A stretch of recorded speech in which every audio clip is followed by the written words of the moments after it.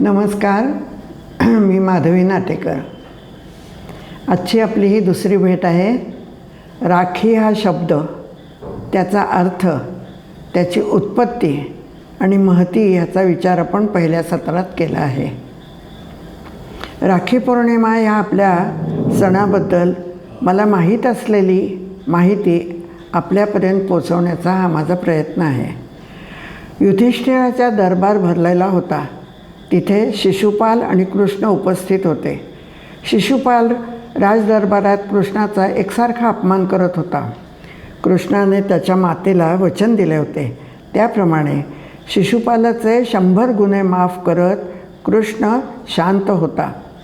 100 अपराध पूर्ण होताच कृष्णाने त्याच्या हातातले सुदर्शन चक्र शिशुपालाच्या वधासाठी त्याच्याकडे क्रोधाने सोडले.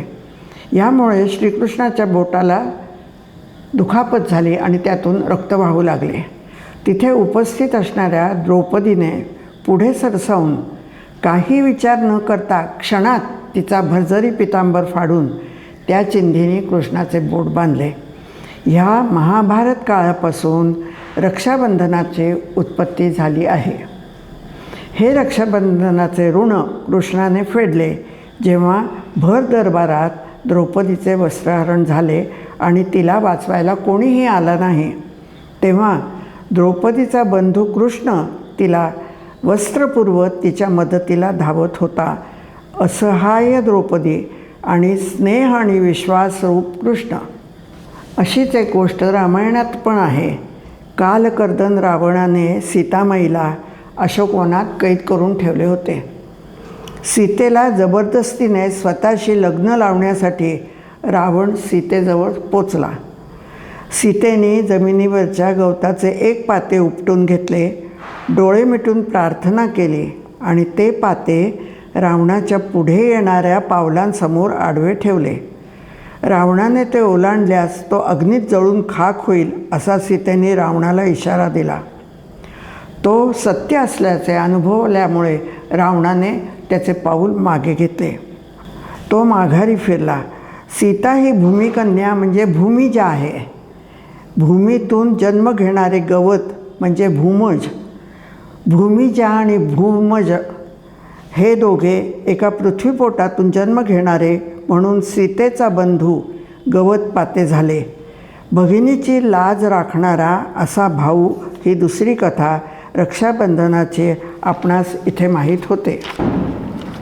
आता एक अतिशय प्राचीन, हृदयस्पर्शी आणि सुंदर कथा ऐकूया.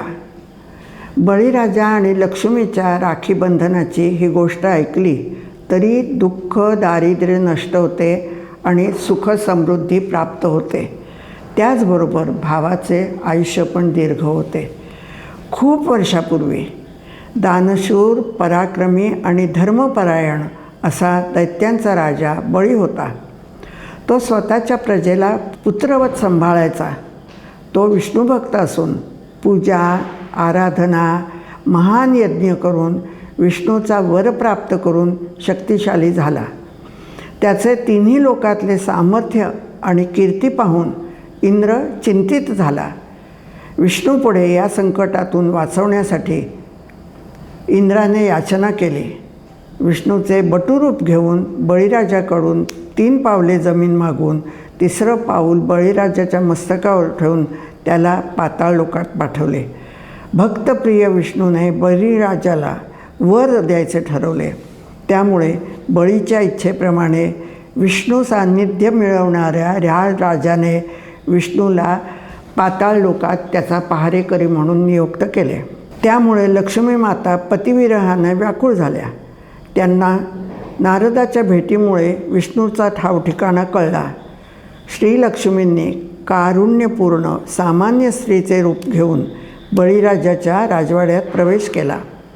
बळीने निराधार, गरीब, दुःखी स्त्रीला भगिनी रूपात अतिशय प्रेमाने, मानाने स्वागतपूर्ण महालात ठेवले.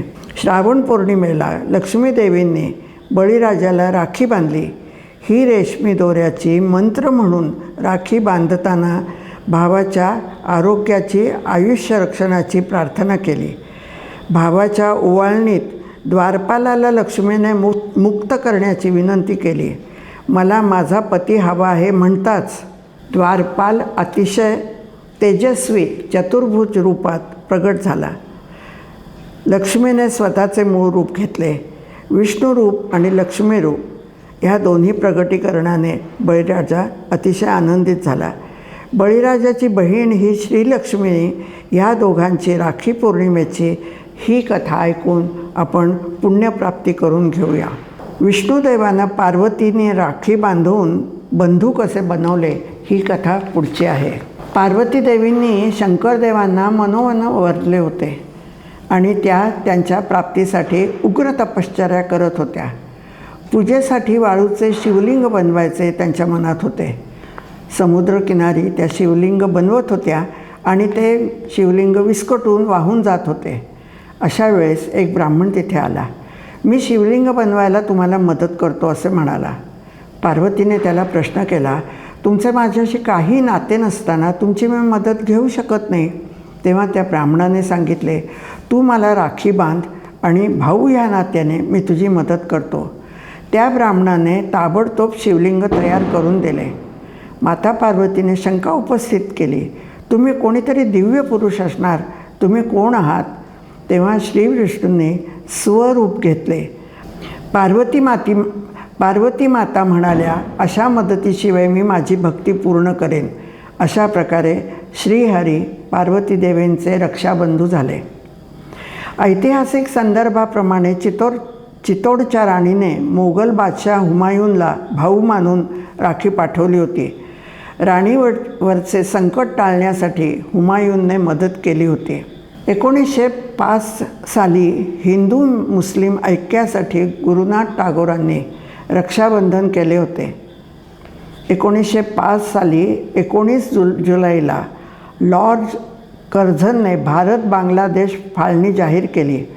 टागोरांनी बंगाली समाजाच्या एकत्रीकरणासाठी गाणे लिहिले, अनेक ठिकाणी भाषणं दिलीत. 16 ऑगस्ट हा बंगाल फाळणीचा दिवस ठरलेला होता. तेव्हा बंगालींना फाळणी पसंत नव्हती.